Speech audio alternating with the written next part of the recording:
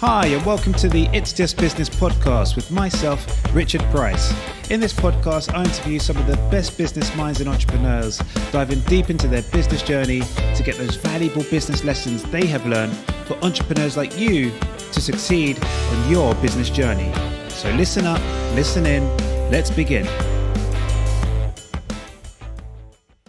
Hey everybody, welcome to another episode of It's Just Business podcast. It is myself, Richard Price, and today I'm joined by a very special guest, Param Kanabar of NOQ business or group, should I call it? Welcome, Param. Hey, Richard. Thanks for having me here. No, thanks for joining. So yeah, let's just, I guess, do a little warm introduction. Just tell us a bit about yourself and NOQ. Yeah, sure. So guys, my name's Param, and came up with a concept about 3 years ago now. So it was a summer's day in Lisbon, which is where I'm born and raised, and was at a concert called Rock in Rio, having a time of my life, listening to Lord and Ed Sheeran and things like that. So it was about 6 pints in with a really special cousin of mine, and the seventh one was just too far away, and having to queue up again, and that kind of thought process was just, yeah, that's kind of what, that's how we came up about the concept. And it's within the name of the business. No queue was no more queuing, right? And just trying to tackle queue, like the problems of queue management. And the tagline is enjoy the moment. So ultimately trying to get people to spend less time queuing, more time enjoying the moment. And most importantly, enjoying that moment with friends and family, because that's what I found that, like, I'm there with my cousin and I'm getting a drink for him, and it's like half an hour till I see him. And, it kind of takes away from that aspect of the experience that you're trying to build. So yeah, that was that. And myself at the moment, I know we'll touch upon some of this stuff later on around the funding and what we're looking to do with that. But my previous background to this startup and this venture that we're doing is predominantly in actuarial science. So I was, down the route of being an actuary. I've done some trading at Bank of America and predominantly from a mathematical and statistical background. So then worked at PwC after that. And currently I'm a CFO for a company out in New York. So it's a data and market research company. It's, over $100 million that I manage. And so that's kind of taught me a lot around management, leadership, going to market and those kind of things, which I'm happy to learn from and bring on to the current venture. Nice. Yeah, no, I can definitely relate to those experiences where I've been to many festivals and the queue is horrendous, and you end up spending like half an hour, 45 minutes, and so therefore you might get 3 or 4 beers or drinks just to kind of avoid that situation. Exactly that. Yeah. And you get overly tipsy at the point and you're like, I'm not enjoying the moment now because I'm like too much alcohol. So it's nice to space it out. Interesting. Let's unpack a few things there. So your background is quite corporate. Like, what made you want to do your own venture? Was it just you thought this was a problem that needs to be solved? Did you think that it's a lucrative problem? Why did you sort of choose to, or have you always wanted to be sort of a budding entrepreneur? I think maybe about ever since I've been a kid, like my whole family's been in business. So that's always been something I've wanted to do. But then over the last, I'd say, a decade or so, I've wanted to do more and more public speaking. I've had some experiences during my 20s that, weren't the best, I guess. Learn from those from a personal perspective. And I wanted to almost try and venture down the whole, I wouldn't say motivational speaking, but people that help in various different departments just through the experiences that they've gone through.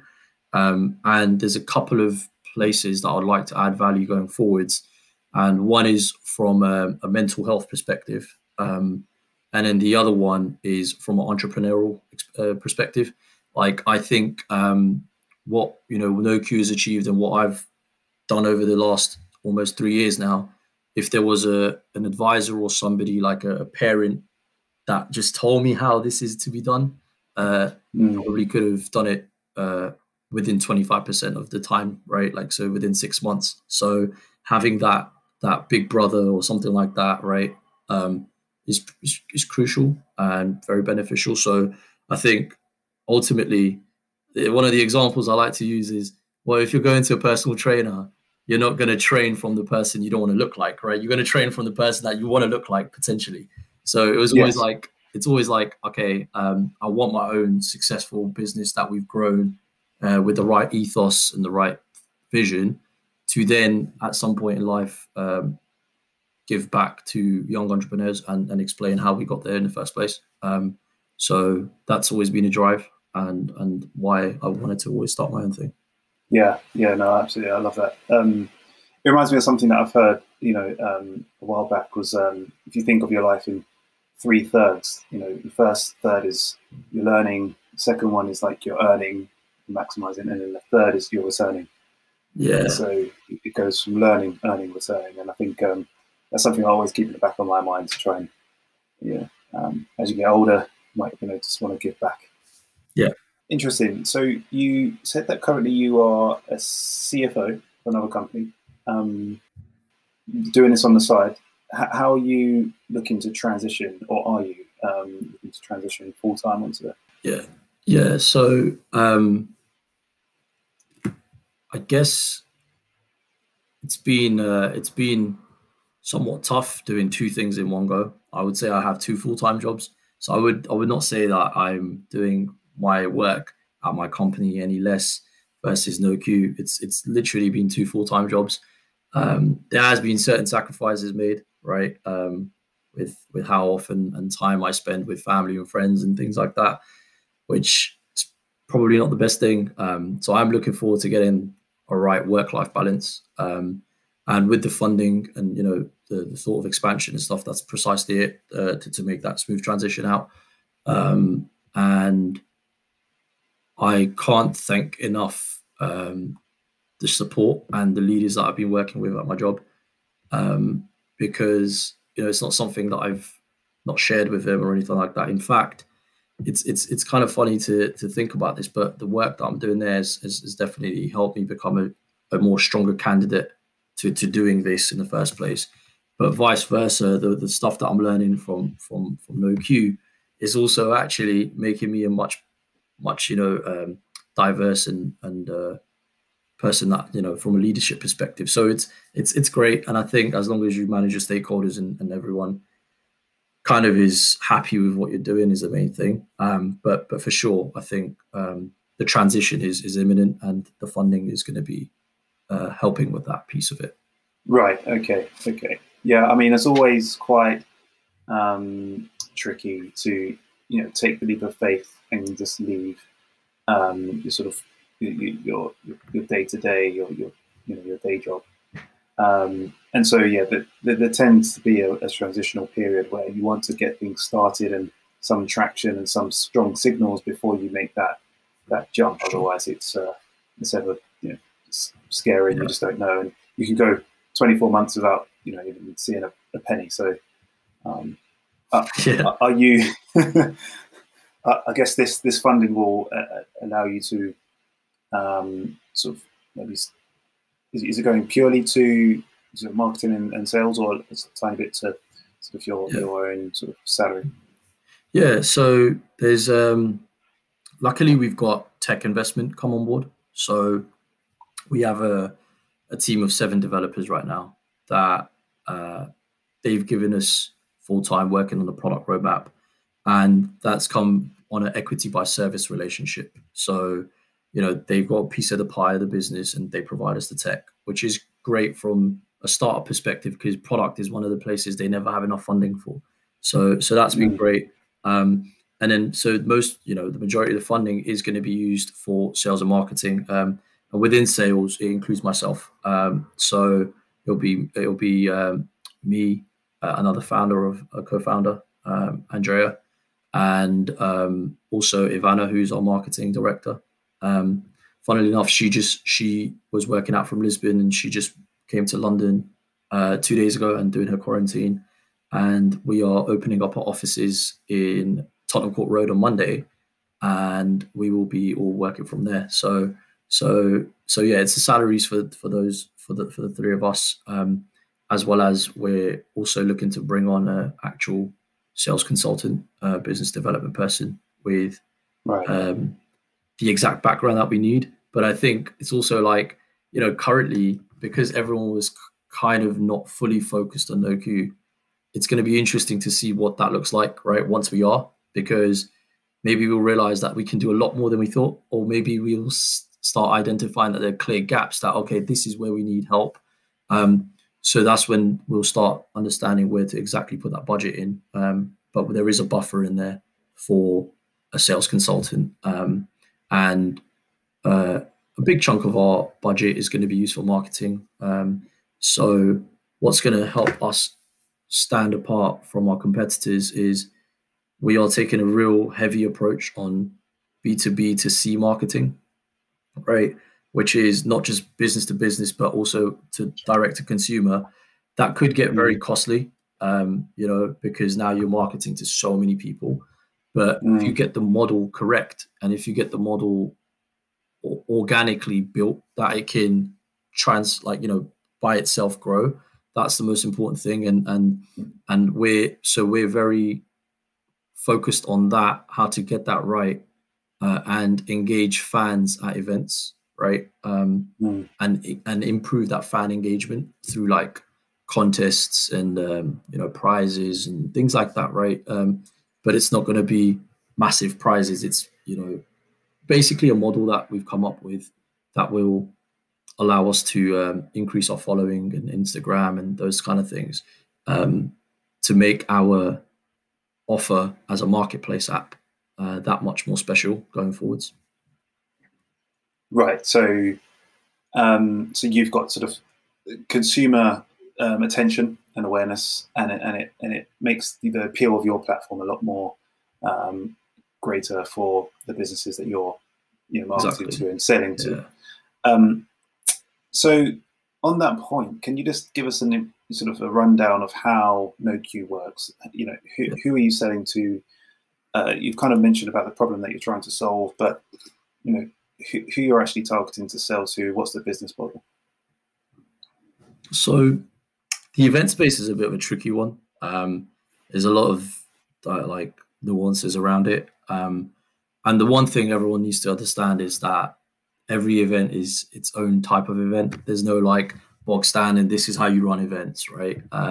So that has its own difficulties, I guess.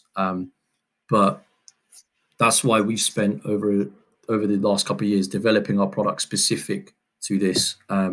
Because unless you have a core focus on events, there are multiple like mobile apps and delivery services and things like that.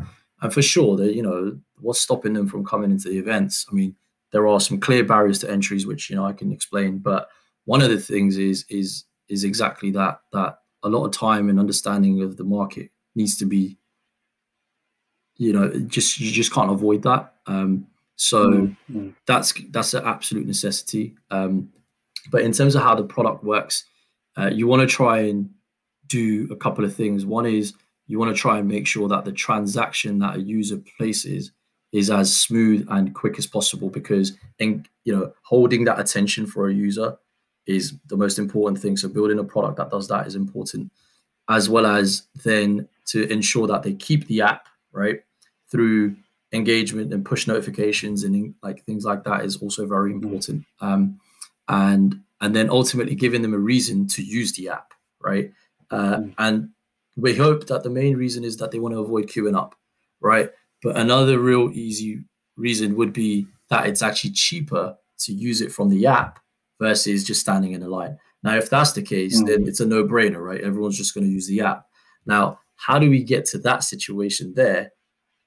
It's not something we'll get there now, but we will get there in 3 to 5 years' time, right? And that's going to be through the fact that NOQ is going to be making advertising revenues on the platform, right?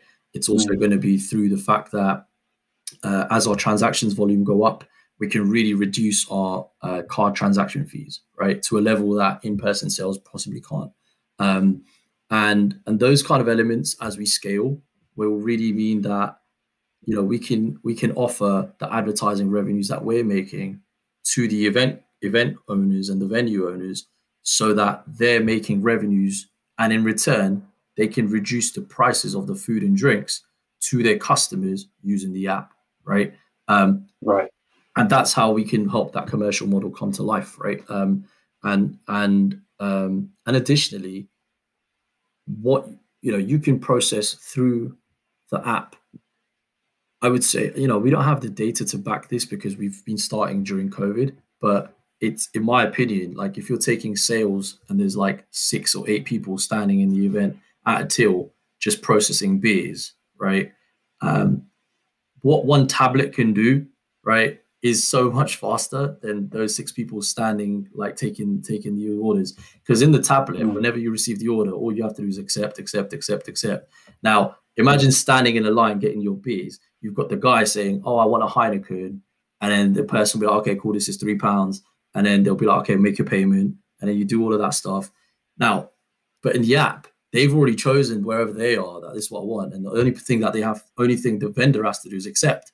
So naturally, the business that is doing the event or operating at the venue can reduce their staff costs dramatically through the number of people that they have in front of house, right? I'm not saying that you'll be able to reduce the costs of the staff that's working in the kitchen or at the bar, because there's still going to be a lot of orders for them to process.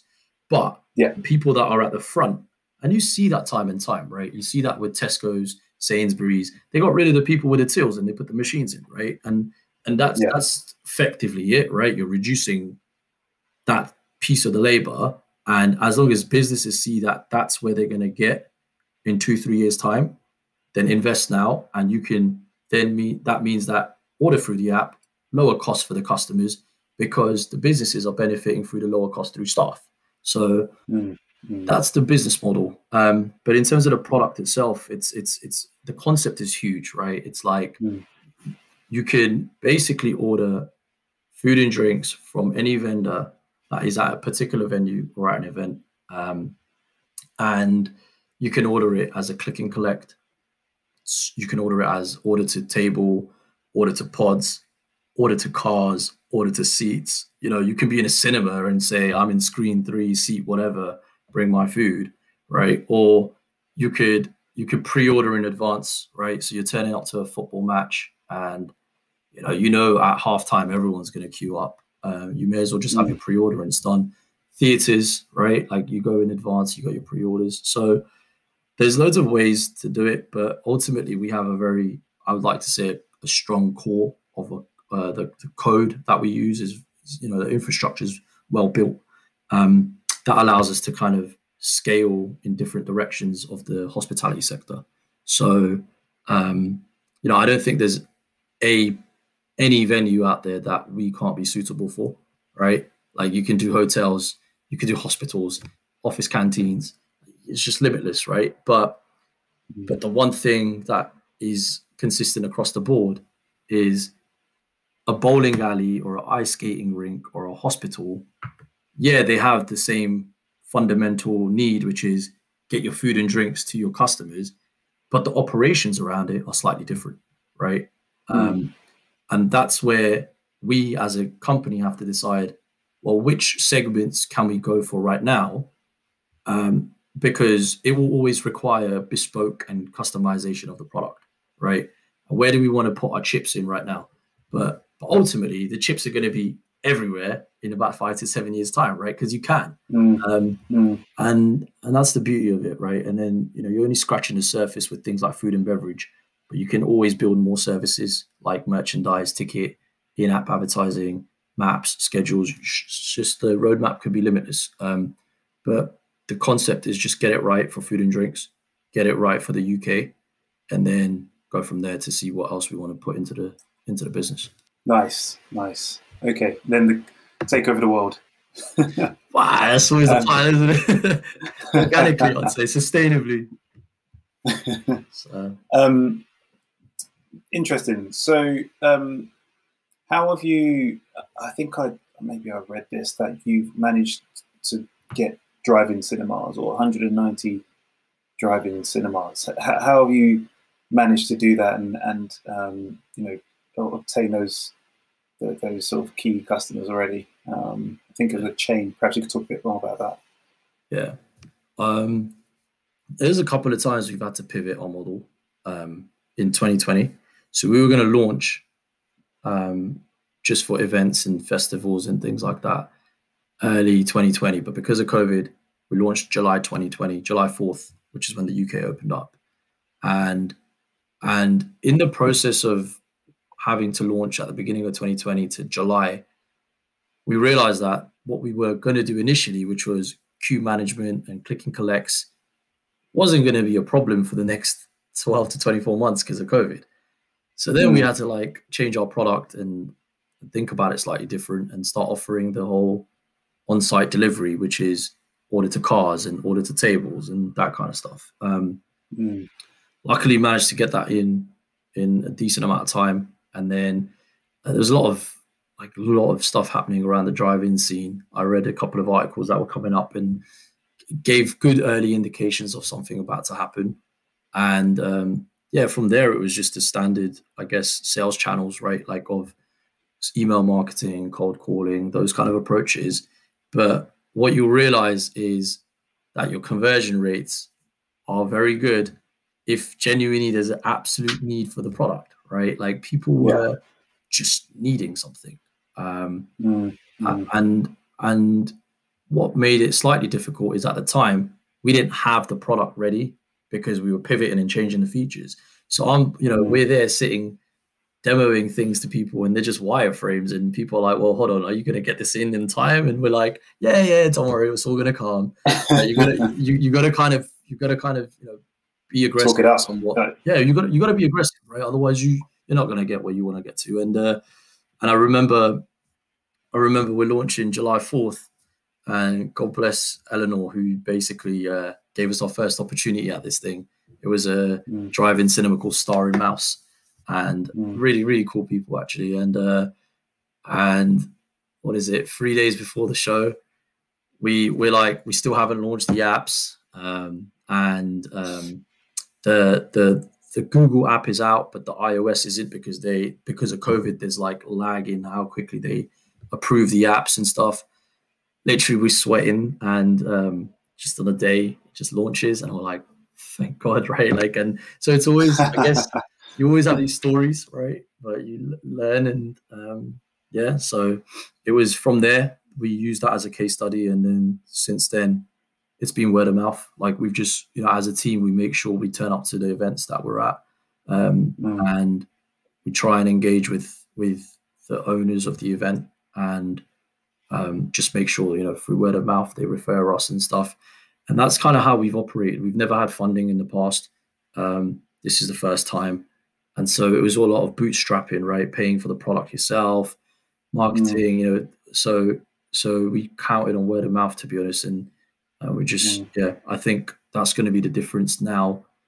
Now with having salaries and money for marketing and things like that, we really are pushing to 4.5x our previous revenue and top line. So did we haven't done much, to be honest. We've been trading for like 9 months now, and 5 months of those were lockdown. So naturally, we only have 4 months of actually doing events, and we made on average £3,750 like net, like every month on average as a startup. And I was, we were very pleased with that. And obviously, that was just the beginning of things, and it started increasing the averages.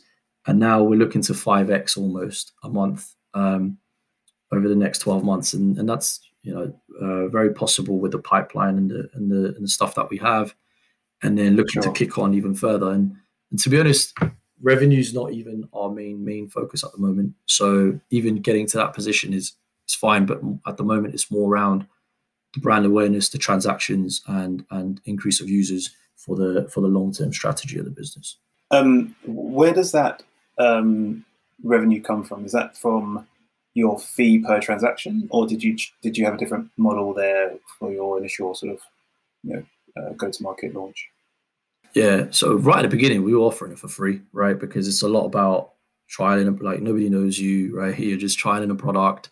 And so, yeah, towards the end, I'd say we were scattering around like sometimes a 2% fee to sometimes a 10% fee, right? It was very like, initially, you're just trying to understand the market, right? You're just like, what is people willing to pay for this, right? And we're very flexible, just because the model allows us to be. So whether it was the end user paying for it, whether it was the event organizer paying for it, or whether it was the vendors selling the food and drinks paying for it, or whether no one was paying for it, right? Like that's right. like we just left it up in the air initially, right? Okay. And because ultimately the most important thing was testing the tech and getting a case study in. Now, as we grew from that, now it's very obvious as to how we should go around pricing our product, right? There are definitely strategic clients that pricing is very different for, because it's more of a conversation around a preferred supply arrangement or exclusivity partnership over the next 1, 2, 3 years.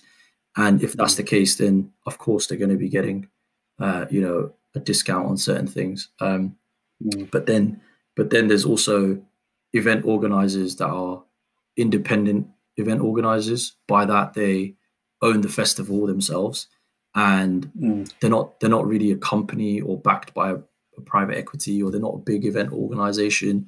In those instances, it's very often the case that we charge a service fee per transaction, right. because he himself or herself, like whoever the person is, they wouldn't naturally have a big budget to pay for a product, right? So those instances, we would charge the vendor or charge the end user, depending on the types of events that we're running.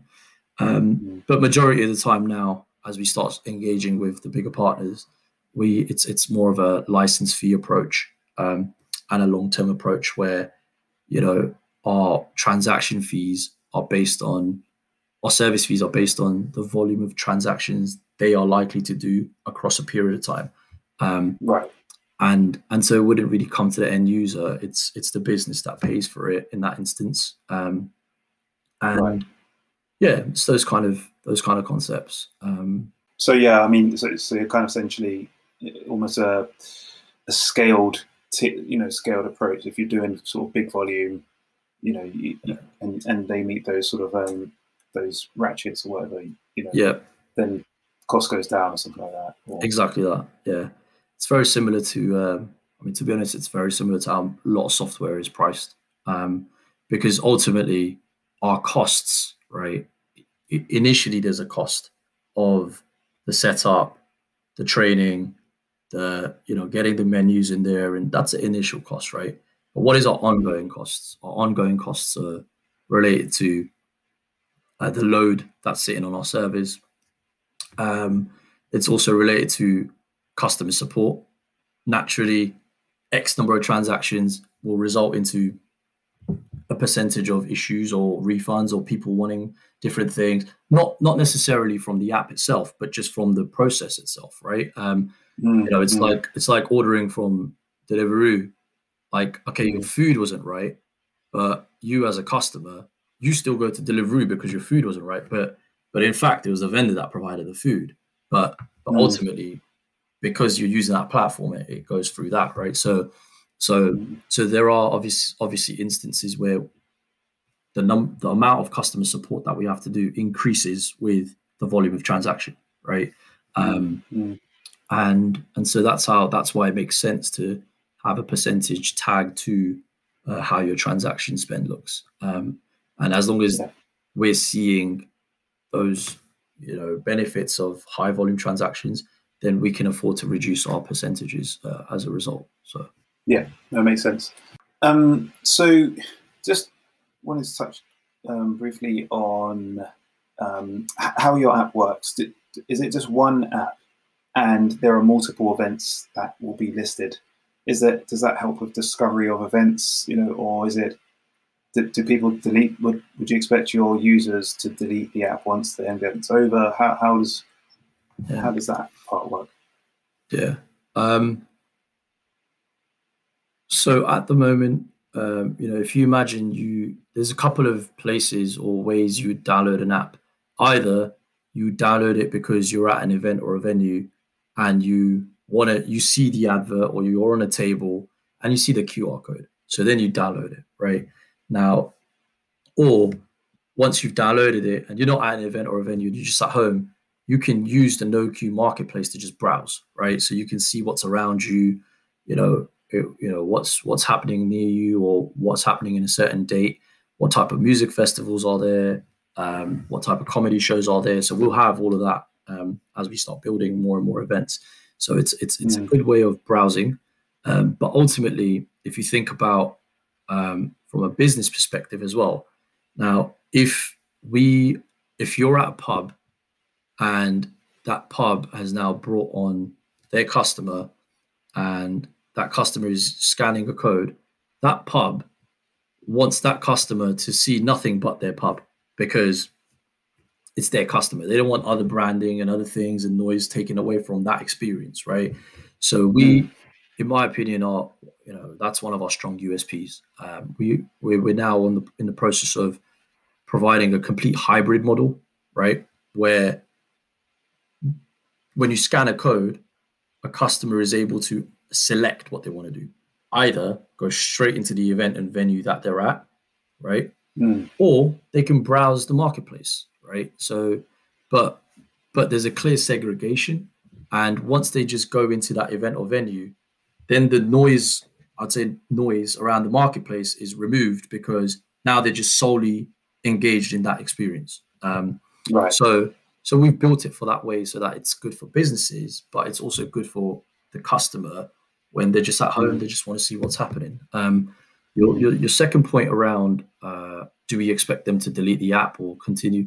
That's where we need to get better at engaging and retention, right? And we're going to be doing a lot of that through user profiling, through loyalties and digital wallets and membership points and things like that. So, if you spend £1,000 across all the different events that NOQ operates at, you get X amount of cash back, or you get put into a prize for, one of the concerts that we're running, and you could get 2 tickets for this, or, there's some very funky ways we could do this. Like, you can meet someone at backstage at one of the concerts that we're at if you basically, do you know what I mean? So it's kind of engaging them that way.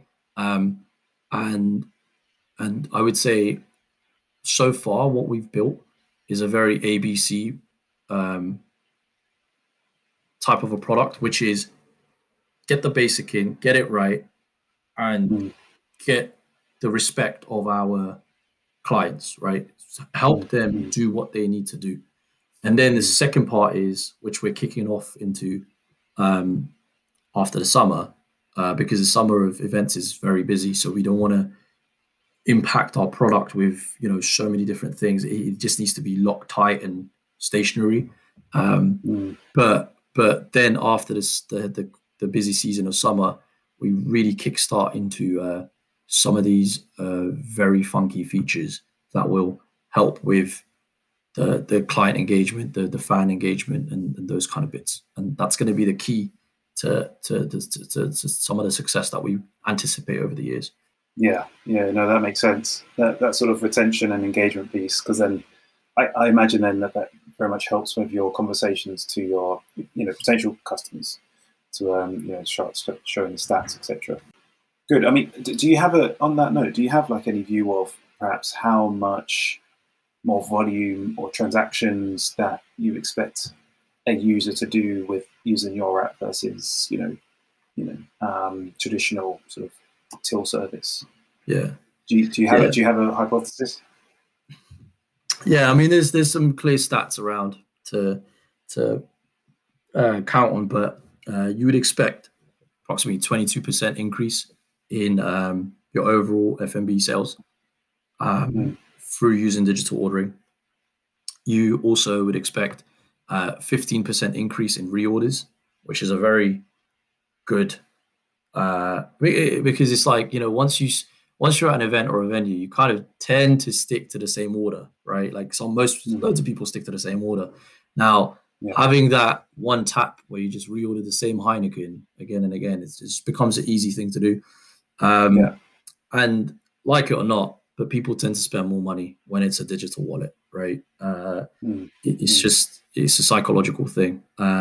So hence why, you know, that's the 22% increase that we anticipate on digital orders. So those are kind of the stats there. And then one of the really funky stats actually is 69% of the people avoid queuing up if the queue is at, you know, certain length. So that is just market that vendors have lost access to, right? And in particular, one of the things I did want to bring up, which came to my attention very recently, is there are some very specific groups like elderly or parents with kids or women in particular that don't feel comfortable ordering food and drinks because of the hustle and bustle around the area. Right, makes sense. And that's big, right? If our service can allow them to feel comfortable in that sense as well, great. And I also read recently that, you know, the events industry was an amazing industry pre-COVID. I think grew year on year, 11 years in a row, to a level that, you know, it was just every year just growing. Loads of reasons for that. Social media, millennials and Gen Zs becoming more spending kind of a culture versus saving.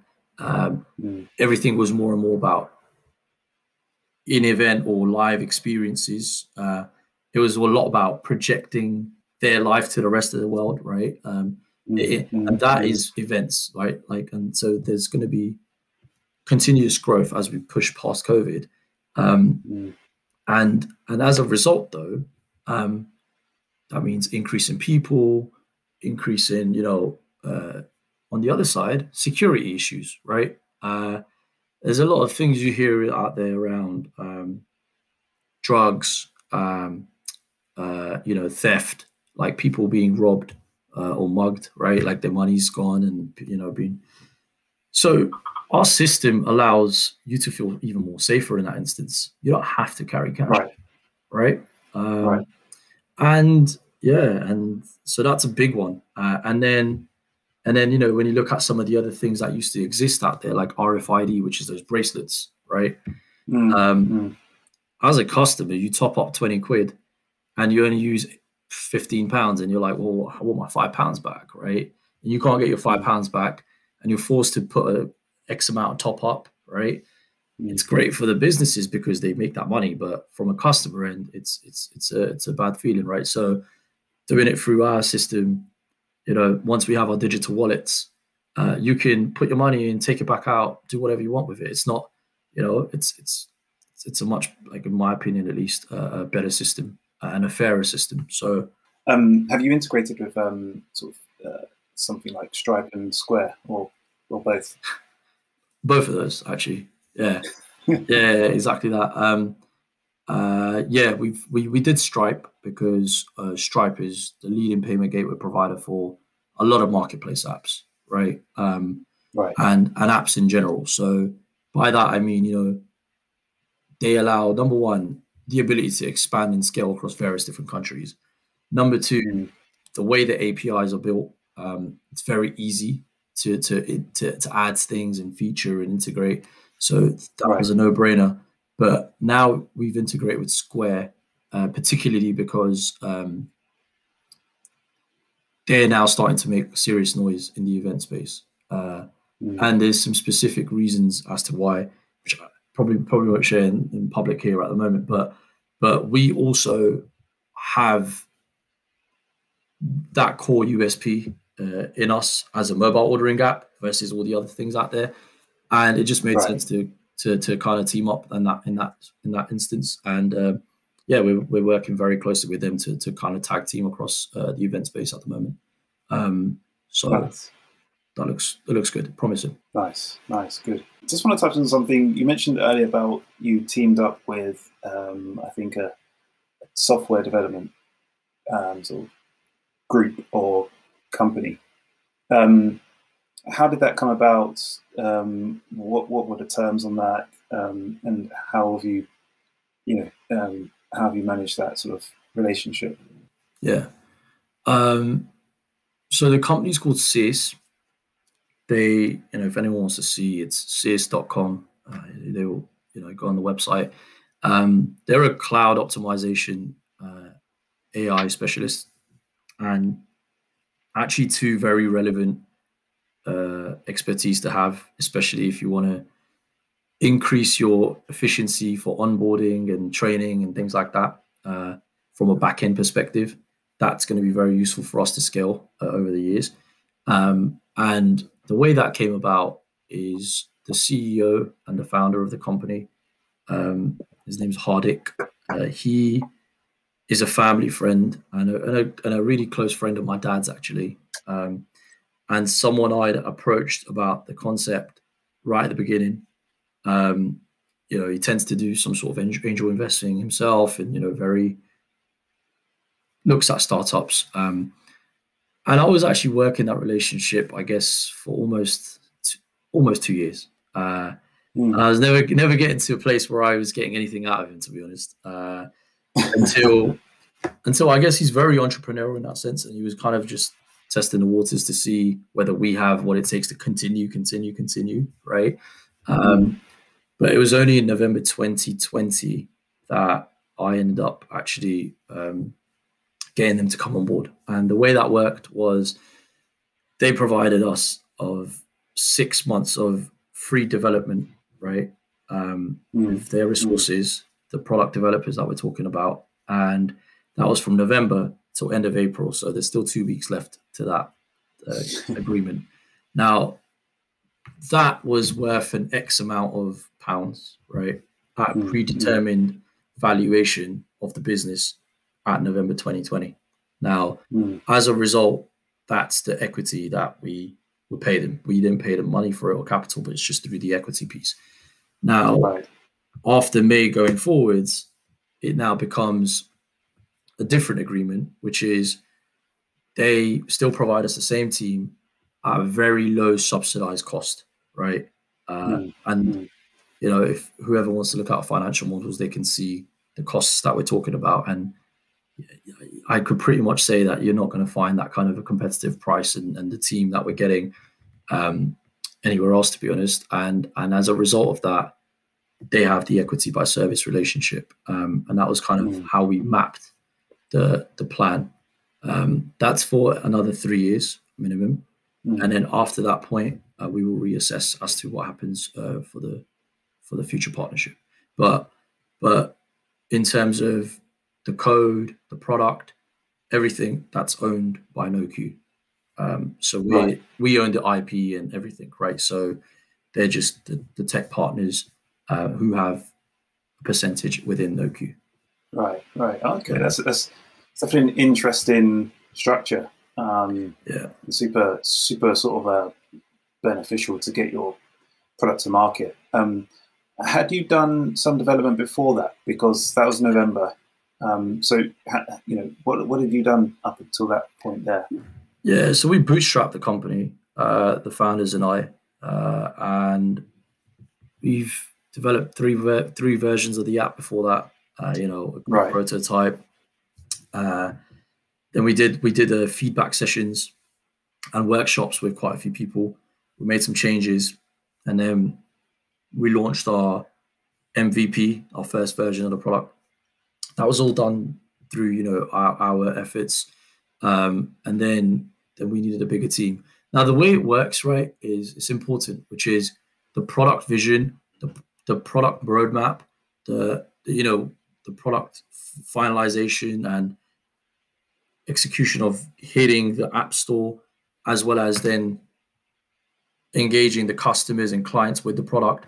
That's what we do, right? We have a product manager as well that works closely with me, that we work on the roadmap, right? But what the tech partners do is the actual the development piece, right? So it's at that point slightly different, the responsibilities. So the rest of the experience and the knowledge around the product is still in-house NOQ. And I'd like to say that the developers are also in-house, because that's the whole point of the equity by services. They're within our team, right? So that's the beauty of it. It's not just like we're paying an external person, and they work full-time for us. They have skin in the game, and we're all driving for the same goal. So that's where it's a really cool way of working that. So yeah, that's that. Right. Yeah. No. Absolutely. It's good that I mean, even though they are effectively out of house, but they have sort of a vested interest in the success of it. And the vision and the product is always the kind of the what, and then the software engineers like the how. That's the kind of like a triangle. Yeah. Okay. Cool. So it sounds like you're pretty kind of clued up in the startup terminology in space, MVP, roadmap, product. What sort of how have you got here in terms of like reading videos? Are you sort of a big fan of startup world, and has that sort of got you to where you are today in terms of like, your knowledge and like your approach? It's strange because a lot of entrepreneurs, or a lot of people, they love reading, right? I'm actually the absolute opposite. I do not like reading. So that's one thing which I've never got to the bottom of. Like I know reading's amazing and it's one of the best things to do, but I've never done it too much, in the sense that I in the end spend more of my time actually talking to people. And that's what I do. I think I speak on the phone, I'd say 14 to 16 hours a day, and to a level that my jaws are hurting every single day, and I'm just like, I get sick of my own voice, and I'm just. But I like to soak in as much information as possible. I think my clear, with every single conversation that I have, I'm very well rehearsed or researched in why I'm going to that conversation, with a clear intent of coming out with some next steps. And if there is no next steps, then there is, in my opinion, there wasn't any point of that business conversation. And to a level that, is a fine balance of speaking to someone and they're like, oh, are you just speaking to me because you need something? Versus, and that's never, it's always the case, right? In business, you're always going to need, that's why you're reaching out to them. But it's striking that fine balance and building those relationships. And I think I've been lucky to get to where I have right now, because of the people I've been speaking to, like advisors, clients, our initial clients. I speak to them all the time. Like, like even if there's no new work that we're doing with them and it's still the same existing things, they just have years and years of experience doing what they're doing.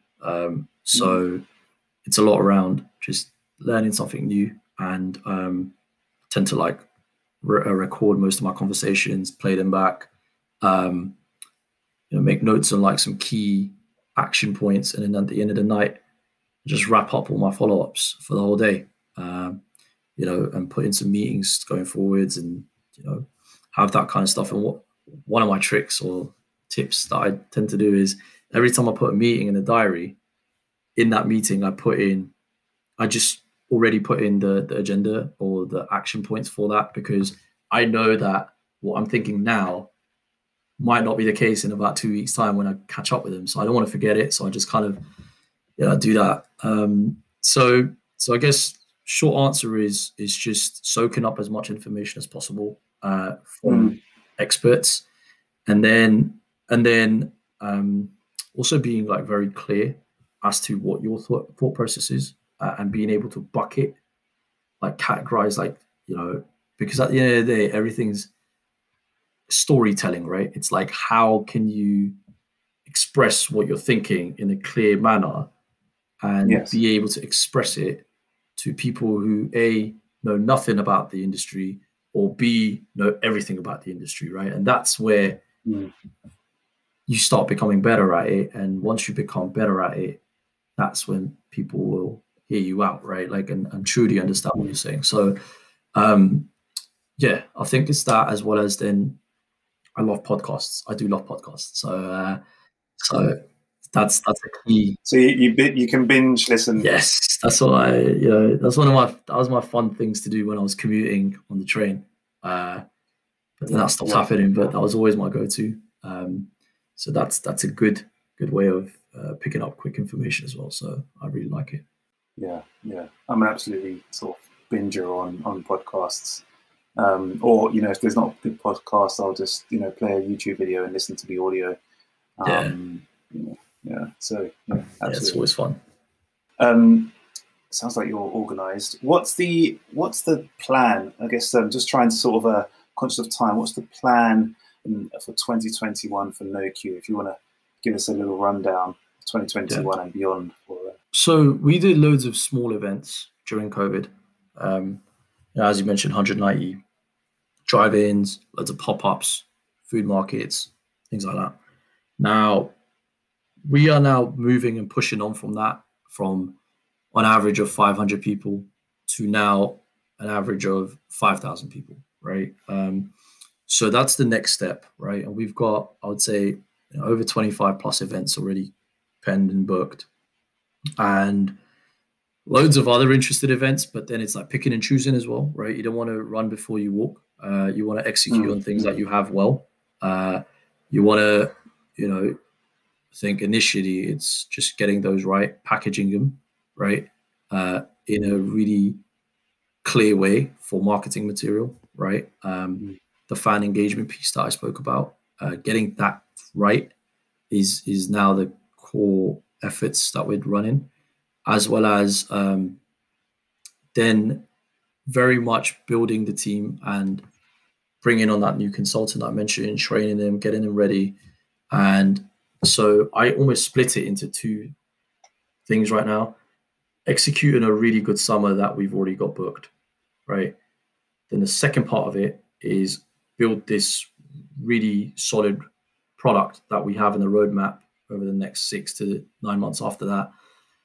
And in Q3 and Q4, we're partaking in multiple trade shows, event trade shows in specific, right? Where not only are we going to be there as a trade stand, but the app is going to be used at the event, right? Right. Now, that's a simple sell for us, right? It's like event organizers, promoters, everyone's using our app. Now, it's then focusing all our efforts to then go through that delegate list and really converting from there, right? And really pushing in 2022. So that's kind of the plan. At a high level. Exciting times.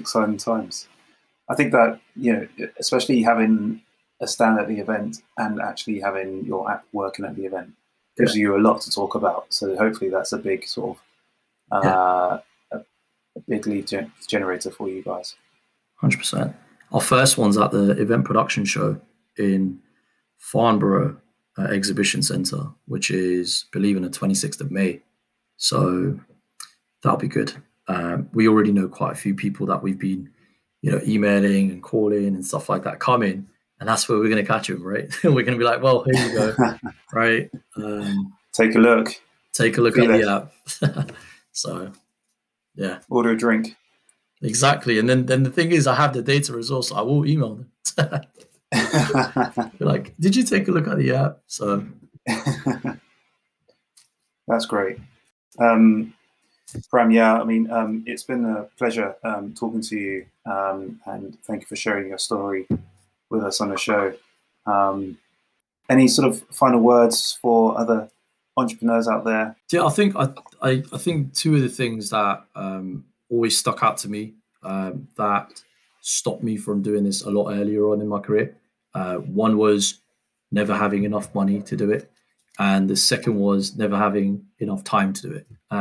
And those two things, I think, is never the case, right? It's you always have time, but how do you prioritize your time?